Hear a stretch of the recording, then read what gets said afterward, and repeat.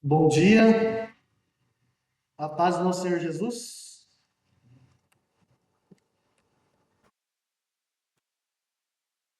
Gente, eu me sinto tão surdo quando não uso aparelho auditivo. Não estou escutando nada.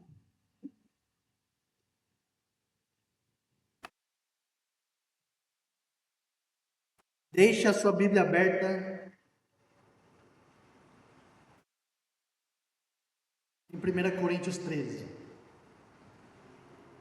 Primeira carta de Paulo aos Coríntios, no capítulo 13.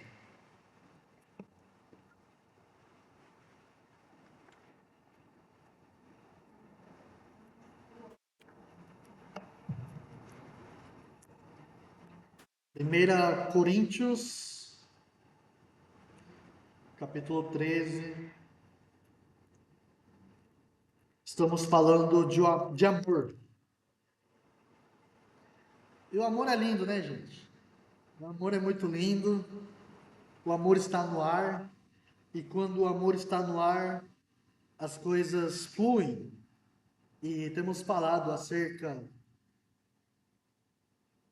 do grande mandamento que Jesus expressou para nós como igreja, para nós como seus discípulos, acerca do amor, onde devemos amar a Deus e amar as pessoas.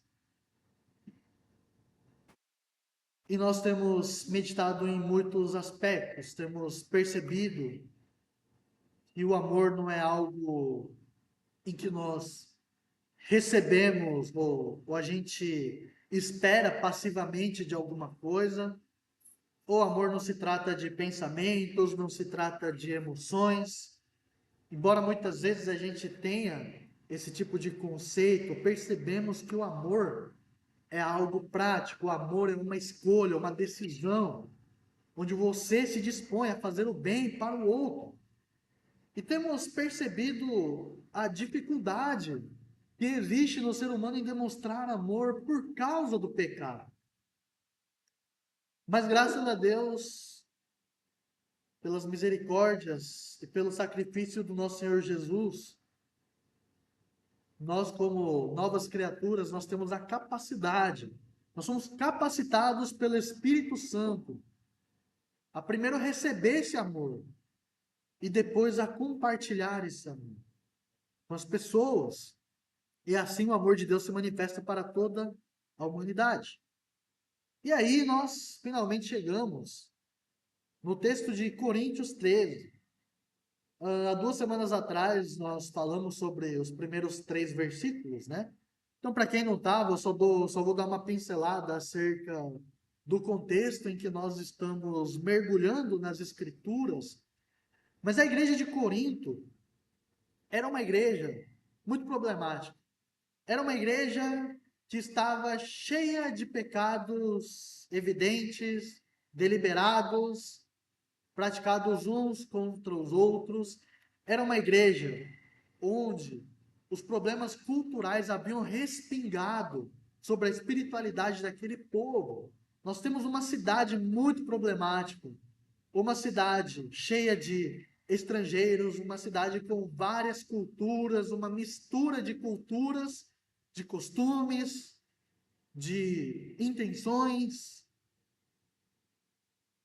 Corinto era uma cidade portuária, onde se praticava o comércio marítimo, o transporte marítimo. Portanto, muitos trabalhadores de vários lugares paravam em Corinto, pois ali era uma cidade estratégica nas rotas dos navios, então havia-se uma movimentação muito grande de várias pessoas. E com isso, alguns problemas iminentes. Corinto era uma cidade de alto índice de prostituição, uma vez que esses trabalhadores tinham tempo de ficar naquela cidade longe das suas casas, das suas famílias, do seu contexto, era onde eles buscavam o prazer ali naquela cidade. Inclusive, entre os gregos havia um termo que se chamava, acho que era corintianizar, alguma coisa assim, não sei, fazer alguma coisa relacionada aos coríntios, que era mais ou menos, vamos lá para buscar o prazer, vamos lá nos prostituir. Era uma cidade muito problemática e dentro da igreja esses problemas estavam presentes. Se você ler os primeiros capítulos de Coríntios, havia pessoas que estavam se envolvendo sexualmente com esposa, marido de outro, com a mãe de outro. Um negócio assim, cruel, gente. Era uma igreja onde os irmãos brigavam na justiça porque buscavam interesse próprio.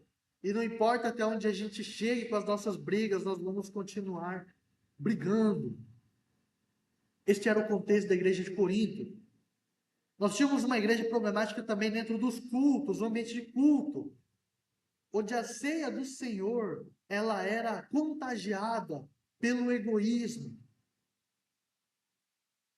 pela desigualdade social, onde os ricos desprezavam os pobres dentro da comunidade, não repartiam o alimento que eles levavam na igreja para comer,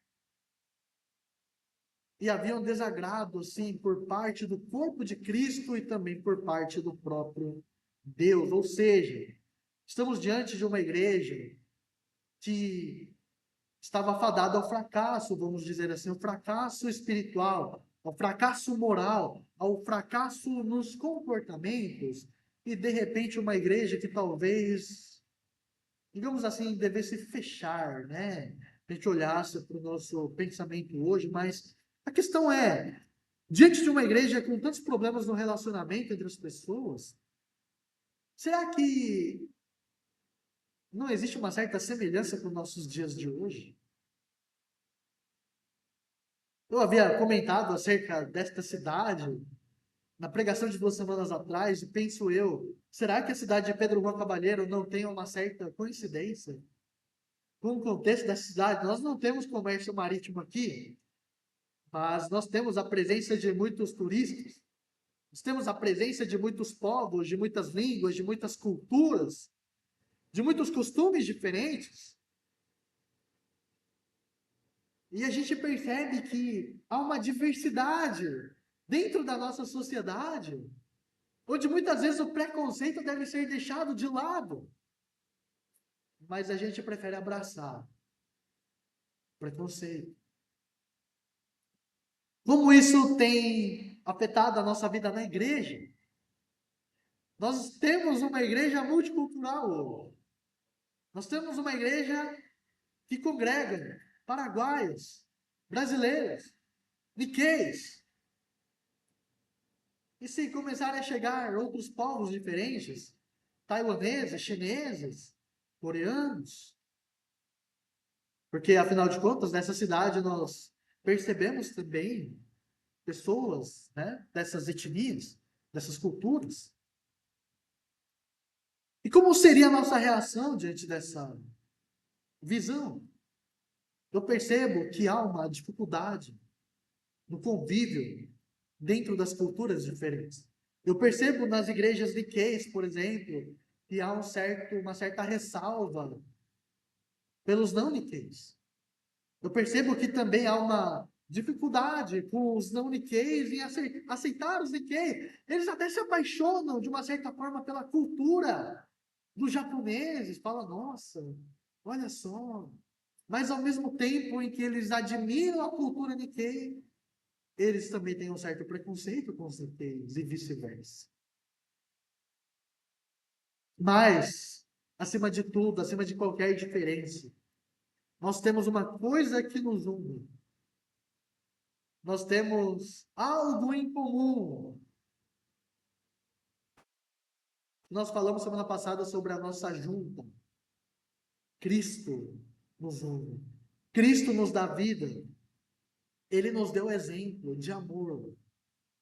E ele nos chama para viver este amor que ele demonstrou a nós em Coríntios. É o texto, Coríntios 13, particularmente, é o texto que mais sofre distorção na leitura, na interpretação, no ensino, porque muitos pensam que Coríntios 13 é a canção de amor, né? Amor, I love you. Muitos pastores usam Coríntios 13 para celebrar um casamento. recortando o contexto da igreja, recortando o contexto do ensino de Paulo, acerca do que é o amor na sua essência, traduzindo somente para uma vida de casal. E nós vamos perceber o porquê nós precisamos olhar corretamente para o ângulo em que as Escrituras nos mostram essa visão. E não somente pegar aquilo que nos convém e querer falar, eu acho que é isso, eu acho que é aquilo. Não. De alguma forma, a Bíblia comunicava algo para os leitores da época. E traduzindo esse mesmo conceito que os autores queriam comunicar aos leitores originais, nós devemos traduzir o mesmo conceito para os dias de hoje. E não pegar os textos e falar, isso aqui fala de amor, então eu vou, dizer para a pessoa que eu amo. O amor é paciente, o amor é bondoso, não suspeita o mal, não se ira facilmente. Eu não vou mirar com você facilmente, esposa, marido. Vamos lá, gente. Vamos entender realmente do que o texto quer nos ensinar. Vamos pegar para nós aquilo que a palavra de Deus quer tratar no nosso coração. Vamos fazer a leitura? Os versículos 4 ao 7. 1 Coríntios, capítulo 13, versículos 4 a 7, que diz o seguinte: o amor é paciente, o amor é bondoso, não inveja, não se vangloria, não se orgulha, não maltrata, não procura seus interesses, não se ira facilmente, não guarda rancor.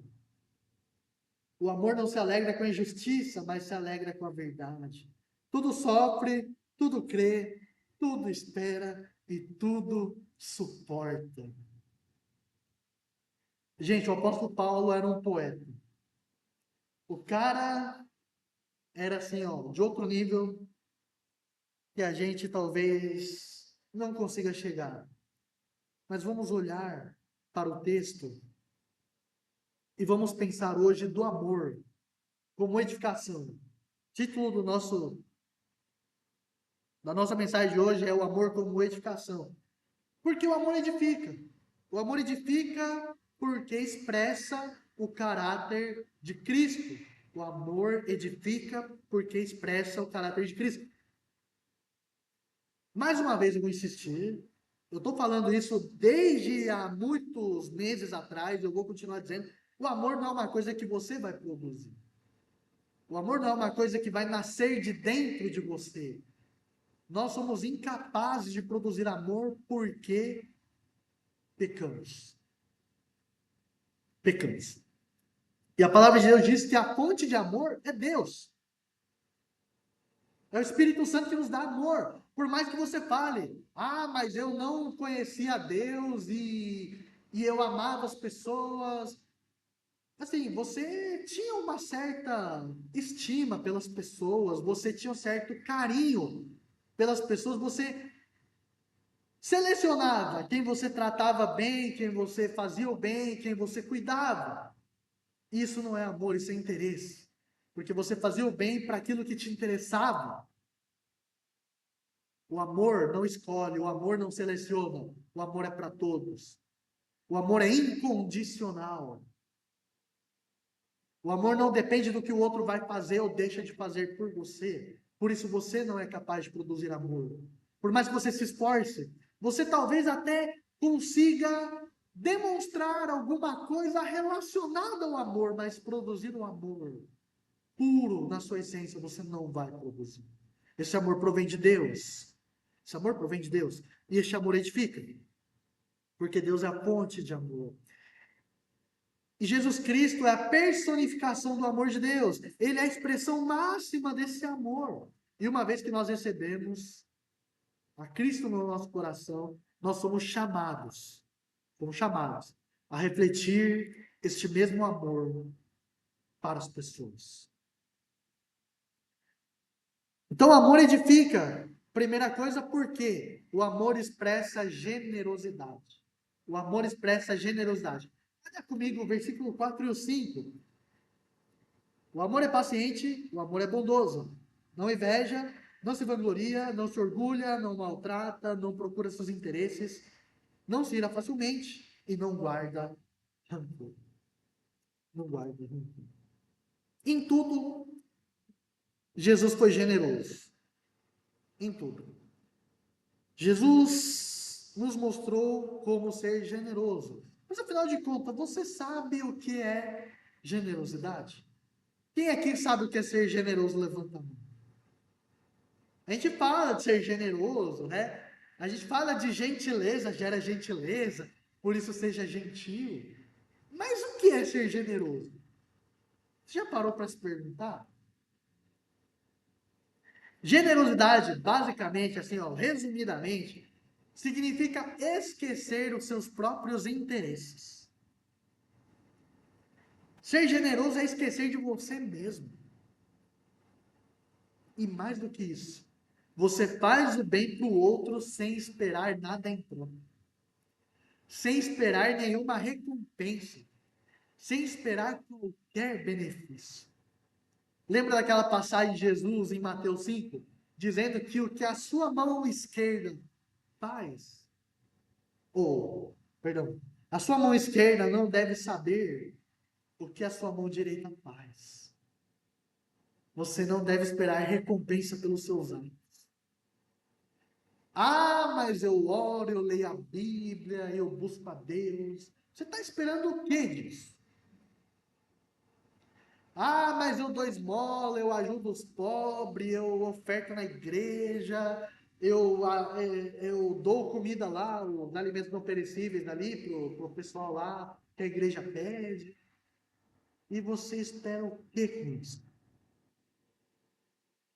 Eu tanto já ouvi dizer que as pessoas estão praticando bem, doando agasalho para a campanha do frio, né, para os dias de chuva, doando docinho para os orfanatos, para depois as crianças ficar com tártaro e com cáries. Eles fazem isso para dizer, sabe o quê? Eu preciso aliviar o meu peso lá no céu.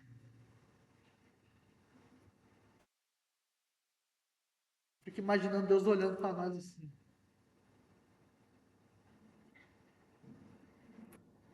Em Cristo, todo o nosso peso vai embora, gente. Se você está em Cristo, você não deve nada. Cristo pagou o preço pelo nosso pecado. Agora, uma vez que Cristo paga o preço pelos nossos pecados, as boas obras são consequência desse amor. Você não vai fazer, você não vai demonstrar amor, você não vai ajudar o outro, você não vai se dedicar ao outro, porque você espera que está recebendo algo, mas você faz algo porque você já recebeu. Muito se fala de dízimo, de oferta, se coloca um peso. Mas oferta, quem já foi abençoado. Você não oferta para ser abençoado. Eu já ouvi tanto, né? Pastores que gostam de manipular as ovelhas, falar de dízimo, você está roubando Deus, usando o texto de Malaquias, né? Está escrito lá em Malaquias, se não me engano, capítulo 4, capítulo 6, não sei, você pode ler depois. Dizendo como vocês têm roubado a Deus através dos dízimos. E os pastores usam essa passagem para dizer para o povo: olha, vocês estão roubando Deus, dê o seu dízimo. Mas eu tenho uma notícia melhor. Se você dá os seus dízimos, dá as suas ofertas, não é porque você quer deixar de roubar a Deus, ou porque você espera que vai ser abençoado financeiramente, que os seus recursos vão se multiplicar, mas é porque você já foi abençoado por Deus. Por isso você oferta, por isso você ajuda, por isso você é generoso. Não espere receber nada das pessoas, não espere receber alguma coisa em troca. Jesus nos deu exemplo, sendo generoso a todo tempo. E percebam que Jesus nunca buscou seus próprios interesses. Ele abriu mão da sua glória. Ele se esvaziou de si mesmo. Mesmo sendo Deus, ele não recorreu ao seu direito. Você corre atrás dos seus direitos?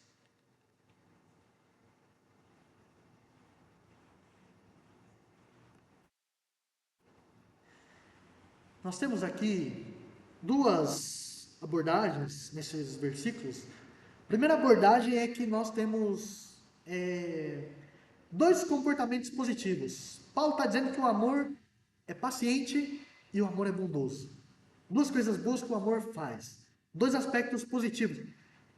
Já que falamos de generosidade, o que é ser paciente? Todo mundo ora, Senhor, dai-me a paciência de Jó. Você já parou para ir lá no dicionário e pesquisar o que significa a palavra paciência? Você sabe o que é ser paciente? Você nem sabe o que é paciência e você ora a Deus pedindo paciência e aí fica, né? Depois culpando a Deus das ocasiões que vem na sua vida em que você não expressa paciência. O que é ser paciente? Sabe qual é o conceito que mais me chama a atenção acerca da paciência? Paciência não é somente manter calma, mas a paciência é manter calma quando o outro erra com você. O que você faz quando a pessoa comete um erro? Você está errado! Não faça isso! Não toque! Como você não sabe? Você é burro! Você não pensa! Deus vai te castigar!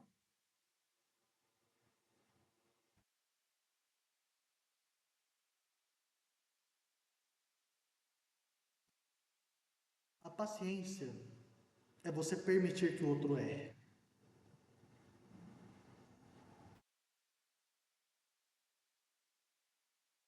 Você permite que os seus filhos errem? Você que é pai, você que é mãe? Normalmente, o pai e a mãe, é muito legal isso, que o pai e a mãe aprendeu com os seus erros. E diante dos seus filhos, eles não querem que os filhos cometam os mesmos erros. Querendo misturar línguas, falar em línguas agora. Os pais não querem que os filhos cometam os mesmos erros. E eles são duros. E eles protegem demais. Não deixa o filho andar descalço, não deixa pular no sofá, não deixa pegar nas coisas, lógico. Não se deve permitir uma baderna. Mas normalmente a gente não permite que os filhos cometam erros. Você trava, você bloqueia, você não deixa que ele aprenda. Tem até uma vez eu assisti um vídeo, não tem nada a ver assim, mas diz que a criança estava lá e queria mexer numa chaleira que estava quente. E a mãe, meu Deus! Aí estava o vô da criança, né, o pai da mãe, estava lá perto. E a mãe olhou e falou assim: pai, olha só, vai tocar na chaleira quente. O pai falou: calma, filho. A menina vai tocar uma vez só. Vai queimar o dedo uma vez só, não vai botar mais o dedo na chaleira quente. Ela vai aprender. Não, não, não.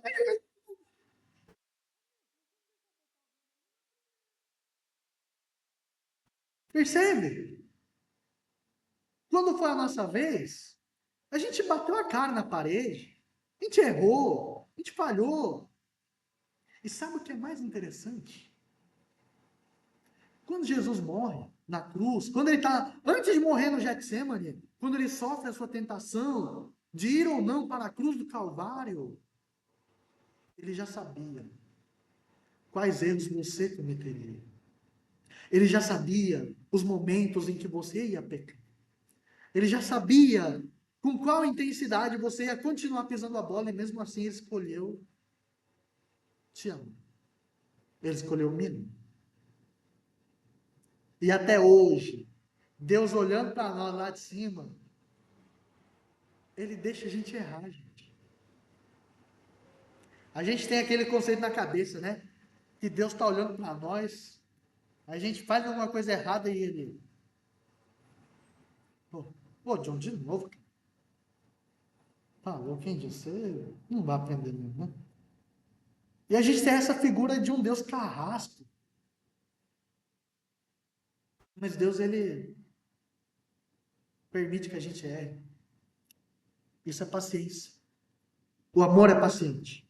O amor genuíno é paciente. O amor deixa a gente cometer erros. E uma vez que nós somos pacientes, a bondade é uma consequência. O amor é paciente, ele é bondoso. A bondade também não espera receber algo em troca. Não busca o benefício próprio, não busca uma recompensa. Você tem sido paciente com as pessoas? Você tem sido paciente com os irmãos da igreja? Com as pessoas lá de fora? Com a sua família? Com seus amigos? Você tem sido bondoso? É para pensar mesmo, que afinal de contas, este amor que Paulo descreve em Coríntios 13, não se limita ao relacionamento conjugal, se limita a toda a nossa vida com as outras pessoas. Segunda coisa, para a gente correr, que eu estou enrolando muito, Paulo cita algumas ações negativas, né? Ele vai dizer que o amor não inveja, o amor não se vangloria, o amor não se orgulha, o amor não maltrata, o amor não busca interesse próprio, o amor não se ira fácil, o amor não guarda rancor. Eu já vi gente que escreve as ofensas que ela recebeu.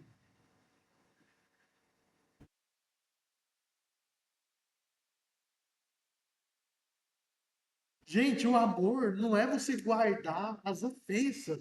O amor é você eliminar as ofensas. Esqueça, deixa no passado. Você sente inveja? Você se vangloria pelas suas coisas boas? Você é orgulhoso? Você maltrata? Quem aqui já chutou o cachorro? Quem aqui já chutou o gato? Quem aqui já gritou com o outro? Já xingou palavrão? Você busca interesse próprio? Ai, não vou perder meu tempo com você, não. Você fala demais. Você. Eu quero te ajudar, mas você, sabe? Você não se ajuda. Você é preguiçoso. Você é. Sei, não quer trabalhar. Você guarda rancor. Paulo está trazendo uma lista de coisas negativas em que o amor evita, que o amor não faz, que o amor se abstém. É que eu quero deixar bem claro, né? Quero deixar bem claro. Que o amor não parte de um ponto onde nós vamos decidir o que é certo e errado. Normalmente, quando nós chegamos à igreja, quando olhamos para a Bíblia, quando vamos falar de fé cristã, vamos falar de Deus, de Jesus, o que, que a gente pensa? Pode, não pode. Faça, não faça. Toque, não toque. Coma, não coma. Experimente, não experimente. Né? Pode ouvir música do mundo. Pode fazer tatuagem. Pode namorar fulana, fulano. E fica nesse pode, não pode, vai, não vai. Gente, Jesus não está preocupado com isso. Aqui nós estamos falando sobre essa questão de que o amor vai selecionar. Mas está dizendo que quando você ama genuinamente, esses frutos, eles são expressos na sua vida. Porque o amor expressa o caráter de Cristo. E você não fica cuidando se você vai, se você não vai, se você pode, se você não pode. Cristo, através do seu amor, ele não nos aprisiona a uma lista de regras, ele nos liberta. Nós somos livres. Nós somos livres. E uma vez que você é liberto, você tem a capacidade de escolher o que vai fazer o bem e o que vai fazer o mal. Você não precisa ficar preso. Você simplesmente vai renunciar àquilo que você entende, daquilo que é bom e daquilo que é mal. Então, o meu objetivo não é ser um carrasco religioso com vocês e ficar medindo a ação de vocês. Muita gente vem me perguntar, eu acho que eu vou fazer tal coisa, o que que você acha? Sabe qual que é a minha resposta? Eu falo, eu não acho nada. Agora, você quer entender na escritura o que que isso implica? Vamos lá. Mas entre você fazer ou não fazer, você tem o direito de você fazer o que você quiser da sua vida. Não é o meu trabalho ficar regulando tudo que você vai escolher, mas as nossas escolhas fazem um diagnóstico do nosso coração, de como tem sido o nosso comportamento diante das pessoas. E um detalhe muito importante: o amor ele é incondicional. Incondicional. Você não vai deixar de se irar facilmente porque a pessoa te atribuiu essa condição. Você vai deixar de se irar facilmente, independente das condições. Você vai ser paciente, independente das condições. Você vai ser bondoso, independente das circunstâncias. É incondicional. É sem condições. Você não pode falar assim, eu vou te tratar bem se você me tratar bem. Eu vou cuidar de você se você me cuidar. Porque aqui expressa uma condição. E o amor ele é incondicional. Deus nos amou incondicionalmente. E ele nos chama para a gente amar da mesma forma. Para a gente amar da mesma forma.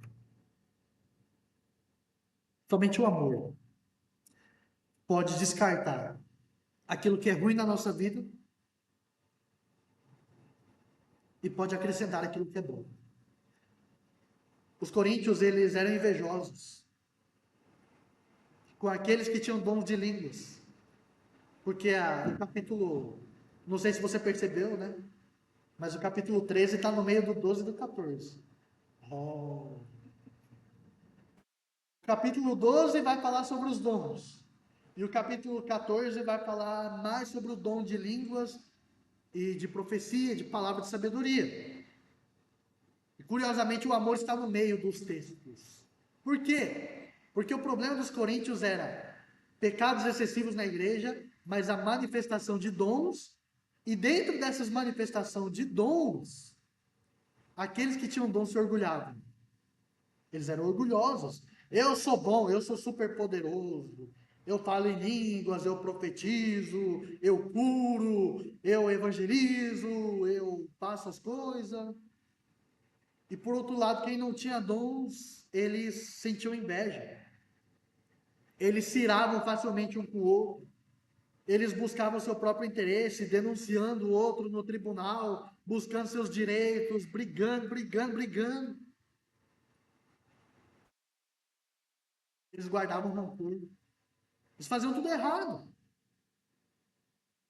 Paulo está dizendo que somente o amor, que foi exemplificado, que foi prefigurado na pessoa de Cristo, era capaz de mudar a vida dos coríntios. E hoje, o mesmo texto está dizendo para nós que somente o amor vai mudar o seu coração, seu egoísmo, a sua inveja, o seu orgulho, a sua ira, o seu egoísmo.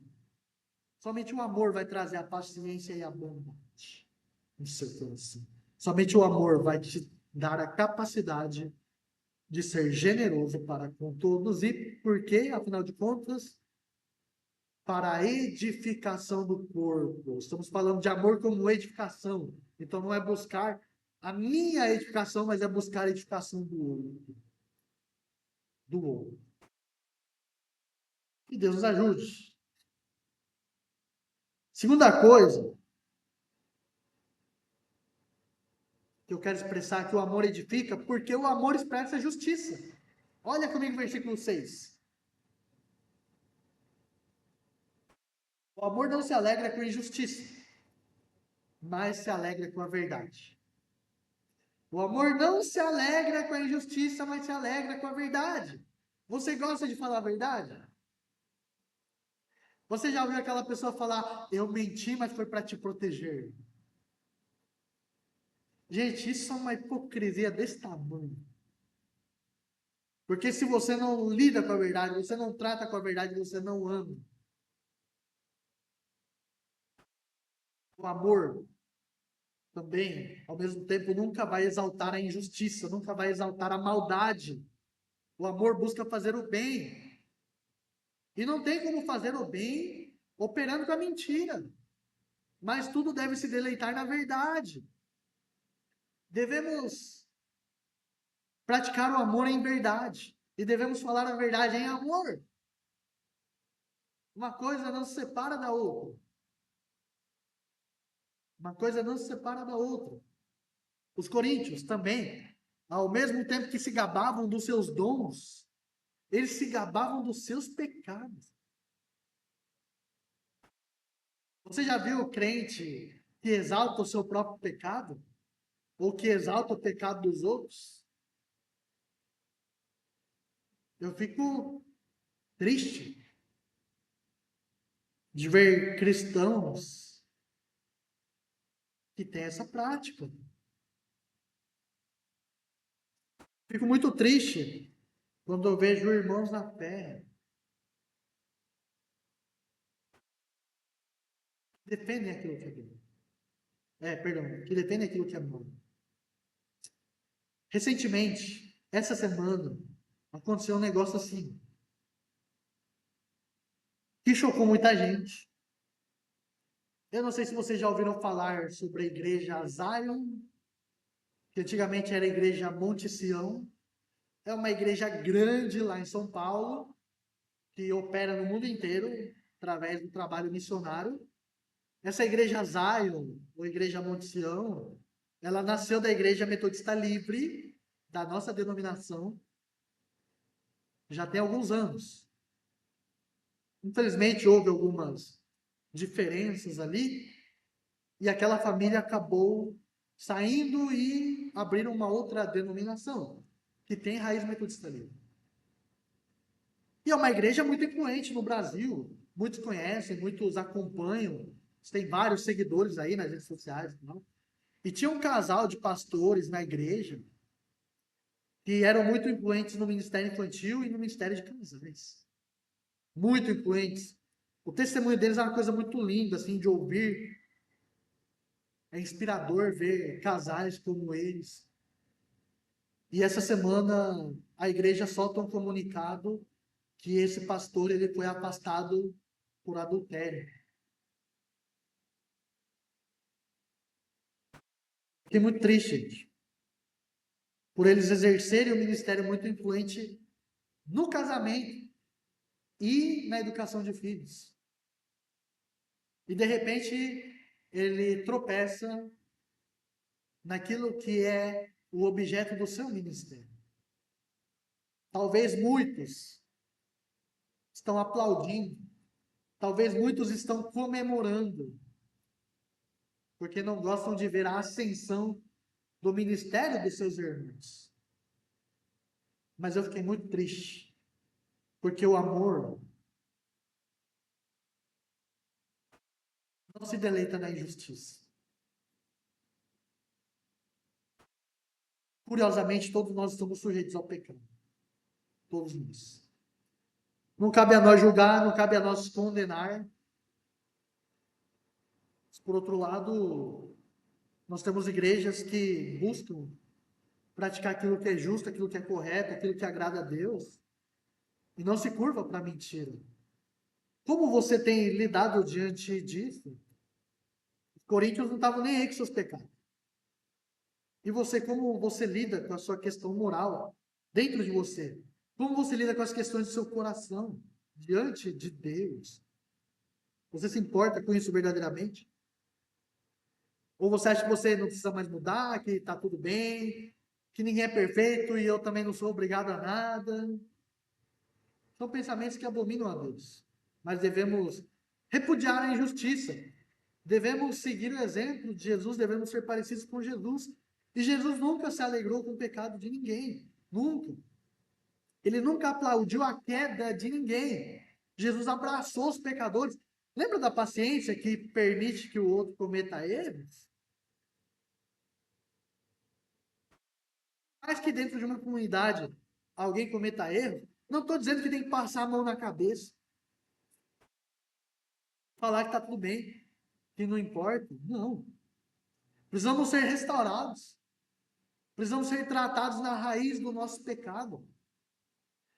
Mas devemos ser confrontados em amor. Não devemos chegar massacrando a pessoa por causa dos seus pecados, mas também não devemos carregar no nosso colo assim, dizendo não. Precisamos confrontar com amor, em amor. Isso é o nosso chamado como igreja. A Bíblia diz que o amor cobre uma multidão de pecados. O amor cobre uma multidão de pecados. Portanto, o amor pode nos transformar, porque o amor nos constrange. O amor muda o nosso conceito acerca da nossa vida com Deus e com as pessoas. E também precisamos buscar a verdade. Você sente a necessidade de mentir? Você acha que a mentira vai te levar em algum benefício? Você vai tirar alguma vantagem se você continua mentindo? Parece bobagem, parece uma conversa com uma criança falar de mentira. Mas muitos vão por esse caminho. Muitos preferem a mentira do que a verdade porque não querem se expor, querem se esconder, querem se omitir e não querem ser prejudicados. Mas acontece que você é muito mais prejudicado quando você mente. Tem o ditado antigo que fala que a mentira tem pernas curtas. Porque a mentira não vai longe, uma hora você vai derrubar sua máscara. Então, se existe algo de errado, nós precisamos tratar isso o mais rápido possível, confessando as nossas culpas e trazendo a verdade acerca daquilo que está dentro de nós. Os filhos de Deus, que são nascidos de novo, não andam na mentira, mas eles se alegram com a verdade. Devemos buscar a graça que nos restaura dentro da verdade. A verdade sem amor pode ser destrutiva. Por isso, nós devemos vigiar as nossas ações, o nosso comportamento. Jesus é a verdade, e a verdade deve ser o nosso procedimento. E última coisa, terceiro ponto, que o amor edifica, porque o amor expressa perseverança. Perseverança. Versículo 7.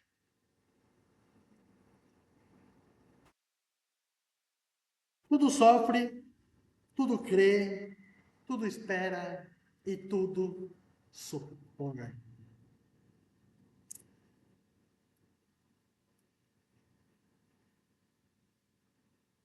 Muito lindo pensar que o amor não desistiu de nós. Apesar da nossa indiferença, apesar de nós termos dado as costas a Deus, Ele não desistiu da nossa salvação. Aqui eu quero atribuir uma coisa que, para vocês entenderem, tem aquelas músicas que falam que Deus não desiste de mim, né? O que o texto está dizendo não é isso. Deus desiste de mim? Olha, Ele pode desistir de você, porque Ele dá o seu direito de escolher se você vai aceitar a sua graça ou se você vai rejeitar a sua graça. Se você vai receber o seu amor ou se você vai rejeitar o seu amor. Isso é uma coisa que depende de você, unicamente de você. E se você escolhe endurecer o seu coração para Deus, Ele permite que você seja endurecido. Logo, Deus desiste de você especificamente. Quando a Bíblia está dizendo que Deus não desistiu de nós, não é no sentido de que Ele vai até o fim por nós, que Jesus vai até os infernos para nos resgatar. Está dizendo que Jesus já foi. Está dizendo que Jesus já se entregou. A sua salvação já foi. A necessidade da justiça de Deus já foi satisfeita no sacrifício de Cristo. Ele já operou a salvação. Ele já fez o que ele deveria ter feito para que eu e você pudéssemos ser salvos. Ele já garantiu isso para nós em Cristo Jesus. E nesse ponto Deus não desistiu de nós. Mas, pessoalmente para cada um, quando a pessoa escolhe uma vida deliberada no pecado, se endurece e se entrega às suas paixões e seus desejos, Deus deixa que você vá. Quando o filho pródigo pediu sua parte na herança, ele falou: pai, eu quero o que é meu e eu vou embora. O pai deixa o filho ir embora. Então Deus permite. Deus permite. Mas a nossa salvação já foi garantida. Esse amor já foi dado, já foi demonstrado, já foi presenteado. Por isso Cristo expressa perseverança. Cristo foi quem tudo sofreu. Cristo foi quem em tudo creu. Cristo foi quem em tudo esperou. E Cristo foi quem em tudo suportou. Foi Ele que deu exemplo na cruz. Quando fala que tudo sofre, tudo crê, tudo espera e tudo suporta, está dizendo sobre o caminho de perseverança de Cristo até a cruz do Calvário, até a sua ressurreição.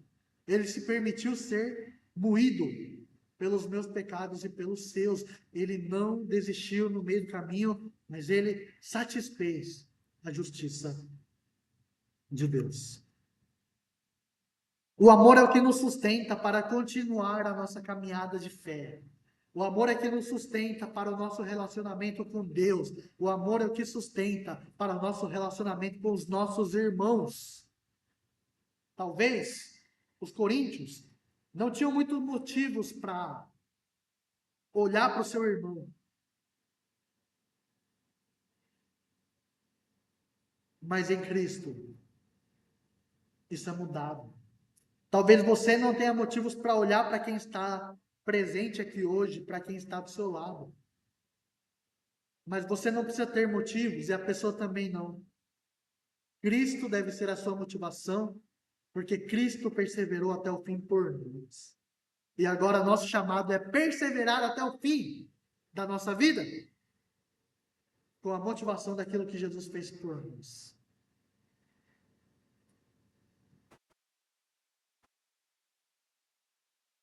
Vamos pensar nisso, mas vamos pensar num casal, de novo, já que atribuímos o Coríntios 13 a um casamento. Você consegue imaginar um casal assim? Que passa por tudo, que crê em tudo, que espera por tudo, e que sofre por tudo, suporta por tudo. Tem pessoas que não suportam. Tem pessoas que não creem. Tem pessoas que não esperam o tempo. Tem pessoas que não querem passar pelas situações dentro de um casamento. É uma escolha. Mas entre o corpo de Cristo, nós sofremos, nós cremos, nós esperamos e nós suportamos em Cristo. Se no seu casamento está difícil, leva Jesus com você. Ou melhor, não leve Jesus com você. Peça para Jesus ir na frente. Quando você vai fazer suas coisas, não leva Jesus com você. Fala para Jesus ir na frente. Fala: Jesus, o Senhor foi meu exemplo. O Senhor foi exemplo para a igreja, portanto vá à frente e me mostre. Que o Espírito Santo me conduza, me leve, me ajude. Traga discernimento.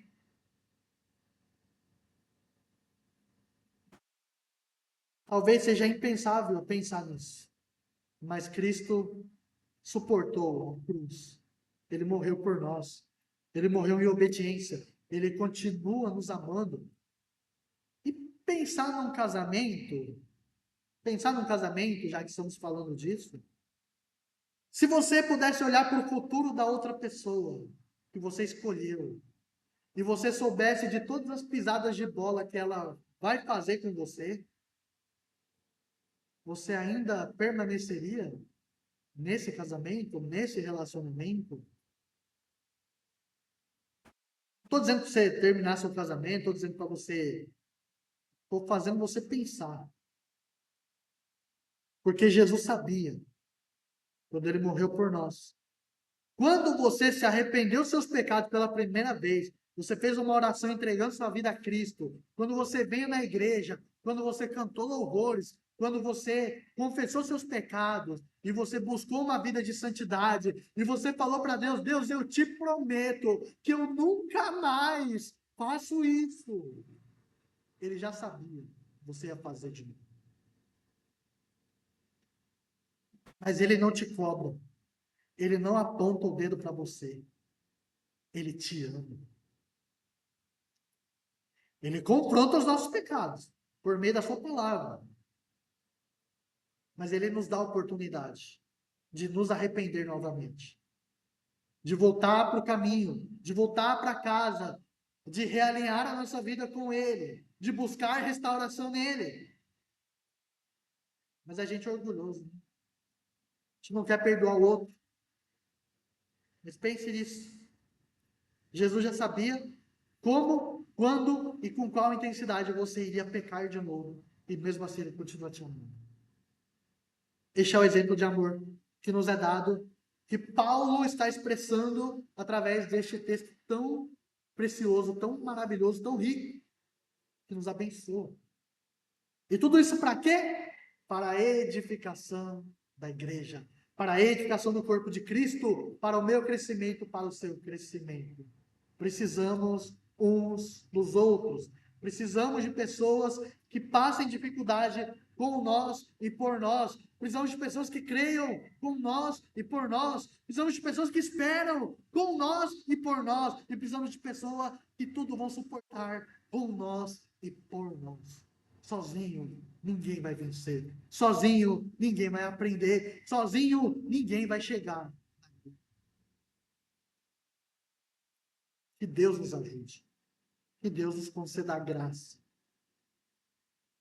Concluindo, gente, para fechar, que eu já falei demais. Falamos como falamos do amor como educação. Devemos buscar o interesse em comum, que é o caráter de Cristo na igreja.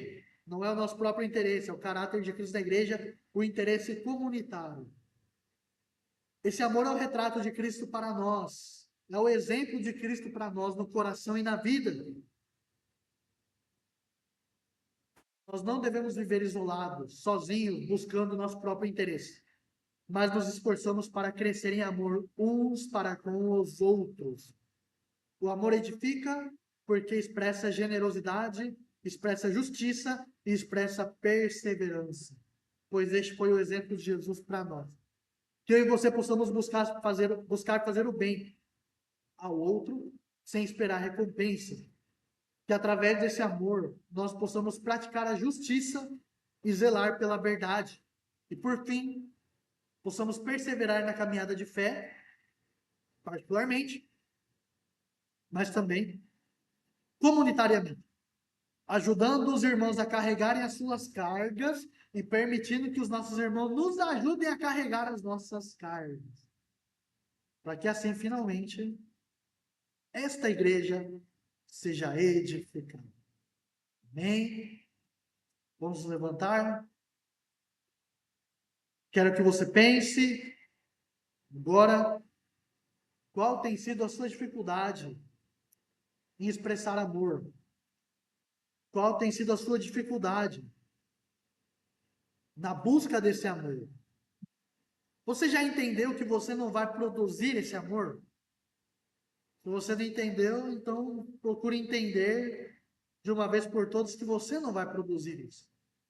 E se você não está conseguindo, se você já entendeu e não está conseguindo, hoje nós podemos pedir ao Espírito Santo que produza esse amor na sua vida, para que você seja um agente de edificação nesta igreja. Assim como Cristo amou a igreja, passamos a amar uns aos outros. Jesus disse que todos nós seríamos conhecidos pelo mundo através do amor. Nós somos seus discípulos através do amor. Então, que nós sejamos edificadores na vida dos nossos irmãos. Que a igreja creia nisso, que você creia nisso, que você busque isso, que você se renda a isso, em nome de Jesus. Vamos orar. Pai, nós te damos graça pela tua palavra. Nós te agradecemos pela tua porção nesta manhã. E te agradecemos porque nós temos o exemplo de amor, a expressão máxima do teu amor através de Cristo na nossa vida. Por isso, hoje, queremos nos arrepender da vida que nós temos levado, porque não temos amado verdadeiramente. Nós temos buscado nosso próprio interesse, nós temos buscado benefício, nós não temos permitido que as pessoas errem, e temos buscado mais uma vida religiosa do que uma vida de amor ao Senhor, de amor com as pessoas. Pedimos hoje por essa transformação, que possamos entender que foi o Senhor que nos amou primeiro, que o Senhor deu exemplo para nós, que o Senhor é quem nos capacita, que é o Senhor que nos santifica, é o Senhor que produz esse amor no nosso coração, para que assim possamos transcender esse amor para com as pessoas. Jesus, Pai, transforma a vida dos meus irmãos. Transforma a minha vida também. Primeiro, que todos nós possamos entender que nós não produziremos esse amor. E segundo, nós possamos crer que é o Senhor que produzirá isso na nossa vida.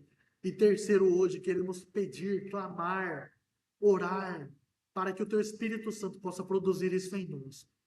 Que isso não venha de nós, isso venha do Senhor, para que seja genuíno, para que seja pleno, para que seja completo, para que seja perfeito, para que seja agradável e para que glorifique o nome do Senhor. Nos ajude, Deus, a perseverar aí até o fim. Nos ajude a ser parecidos com Jesus, na vida e no coração.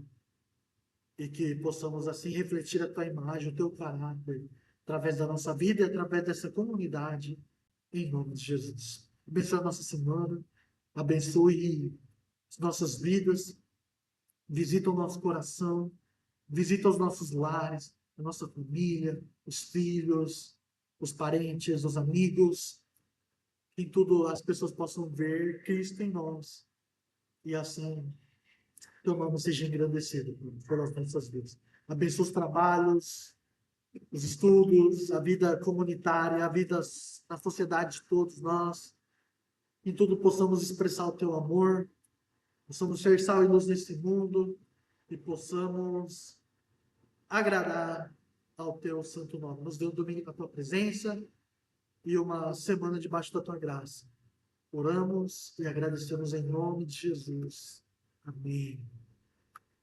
Que a graça do nosso Senhor Jesus Cristo, o amor eterno do Pai e a comunhão consoladora do Espírito Santo esteja com você hoje e por todo sempre. Amém. Amém. E amém.